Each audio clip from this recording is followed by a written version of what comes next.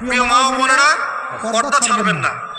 আপনাদের জন্য 4টা কাজ: স্বামীর আনুগত্য করা, লজ্জাস্থানের হেফাজত করা, আপনার 5 ওয়াক্ত সালাত ঠিকঠাক মতো আদায় করা এবং রমজান মাসে সাওম রাখা। নবীজি বলেছেন সাল্লাল্লাহু আলাইহি ওয়াসাল্লাম, জান্নাতের যে কোনো দরজা দিয়ে ইচ্ছা আপনি প্রবেশ করতে পারবেন। আপনার জন্য সহজ। আর স্বামীর আনুগত্য বলতে আমি বুঝাইনি স্বামীর দাসত্ব করতে হবে, এটা বলিনি। এখনকার কিছু ফ্যামিলিস্ট মেয়ে আছে, ওরা আনুগত্য শব্দ মনে হয় যে দাসত্ব মনে হয়। আনুগত্য দাসত্ব এক জিনিস না। আনুগত্য কি? স্বামী কোরআন সুন্নাহর অনুকূলে কোনো কথা বলেছে, আপনি মানবেন। স্বামী বলছে পর্দা করো, তোমাকে ভালোবেসে বলছি তুমি পর্দা করো, তুমি আমার অনেক প্রিয় একজন মানুষ, তুমি বেপর্দায় বাইরে যাবা, লোকজন দেখবে, কেমন হয়? ঠিক আছে, তোমাকে তো আমিই বিয়ে করেছি, তুমি আমার, মানুষ তোমাকে দেখবে কেন? ঠিক আছে। তো এখন স্বামী ভালো কথা বলেছে, আপনি শুনলেন, এটা আনুগত্য।